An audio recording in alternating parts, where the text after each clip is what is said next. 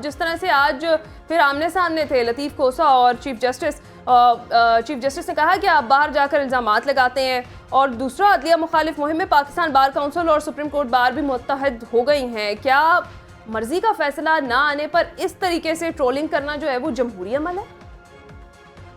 देखिए, इसमें सबसे इम्पोर्टेंट बात जो आज आपने अपनी हेडलाइंस के अंदर बताई है वो ये है कि एक कमेटी भी इस हवाले से फॉर्म कर दी गई है, और जिस तरह से जो है वो सियासी मुखालफिन को तो चले एक तरफ, लेकिन जिस तरह से चीफ जस्टिस साहब की ट्रोलिंग की गई है और उनको हदफ तनकीद बनाया गया, इसके ऊपर फैसले के ऊपर आप तनकीद करें, अदलिया भी उसकी इजाजत देती है। उसके अंदर अगर कोई खामियां हैं तो उन खामियों की निशानदेही करें, लेकिन जात पे उतर आना तो कोई मुनासिब फेल नहीं लगता मुझे।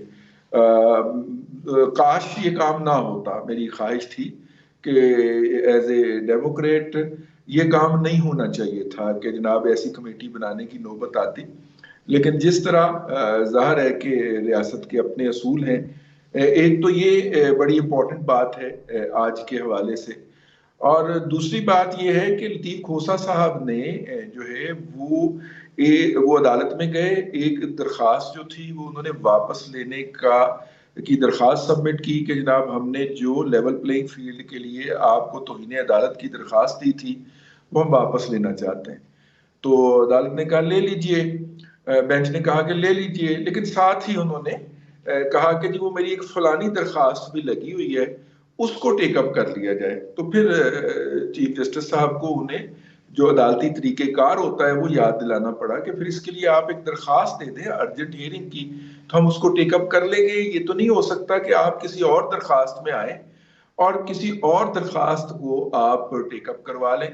वैसे माजी में ये होता रहा, वो जो लाहौर के डीसीओ की ट्रांसफर का जो मसला था उसमें इलेक्शन का मामला टेकअप हो गया था, लेकिन अदालत ने इस अमर की इजाजत नहीं दी। तो उसके ऊपर जो है वो जब वो शिकवा कुना हुए लतीफ़ खोसा साहब, तो अदालत ने फिर उनको याद दिलाया कि यहाँ पे तो आप हमारे साथ ये करते हैं और बाहर जाके आप जो है वो हमारे ऊपर अदम एतमाद का इजहार करते हैं, हम आपकी किस बात को फेस वैल्यू पे लें। तो इसलिए डॉक्यूमेंटली हमारे पास आइए, आप डॉक्यूमेंट लेके आइए उस दरख्वास्त की जो है वो जल्दी समाअत के लिए आप रिक्वेस्ट कीजिए, अदालत उसको एंटरटेन करेगी। उन्होंने कहा हम इसीलिए बैठे हुए हैं। अब ये वो इशू है जो काफी रोज से टेकअप हो रहा है अदालत के।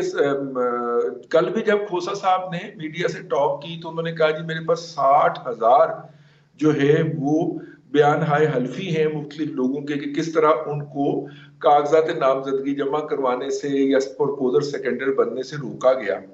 तो उस पर एक जर्नलिस्ट हैं इमरान वसीम साहब, उन्होंने कहा कि सर ये आपने अंदर तो 3 बयान हल्फी पेश किए हैं, तो बाकी आपने क्यों नहीं पेश किए। तो खोसा साहब उनके साथ भी नाराज हो गए और उन्हें कहा कि जी आप मेरी जगह पे आके प्रेस कॉन्फ्रेंस कर लें, ये कर लें।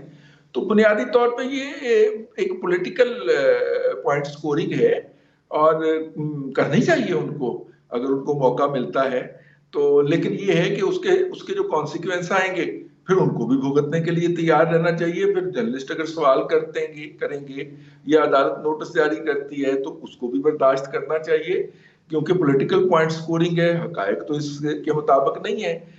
लेकिन ये जो आपने बात कही ना कि ये पॉलिटिकल डिवीजन ने इतना ज्यादा तकसीम कर दिया है। अच्छा, ये इस तरह की तकसीम तकरीबन हर मुआशरे में होती है, लाइकिंग और डिसलाइकिंग की, लेकिन उसमें शिद्दत नहीं होती इस कदर जितनी शिद्दत जो है वो हमारे यहाँ पैदा हो गई है, और अदम बर्दाश्त कह लें जिसको। लेकिन फिर ये भी देखें ना कि हमने प्रोजेक्ट इमरान खान के तहत सरमायाकारी भी बहुत की है, ये नफरत पैदा करने के लिए 10 साल से हम यही कर रहे थे ना। कोई बात है रशीद साहब, इख्तिलाफ़े राय रखना जो है वो दुरुस्त है, लेकिन जातियात पर उतर आना एक अलग चीज है। लेकिन देखिए 10 साल से हमने चोर डाकू का तराना पढ़ा है ना, गर्दान पढ़ी है ना, और एक पूरी नस्ल इस दौरान जो है वो शऊर के लेवल में दाखिल हो गई है।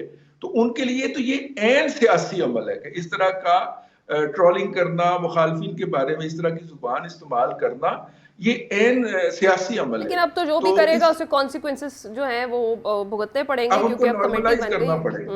जी जी, उनको नॉर्मलाइज करने के लिए तो थोड़ा सा रियासत एक्टिव हुई है। मेरा नहीं ख्याल इसका कोई अमल आएगा, मासवा इसके तनकीद ही आएगी इसके नतीजे के अंदर।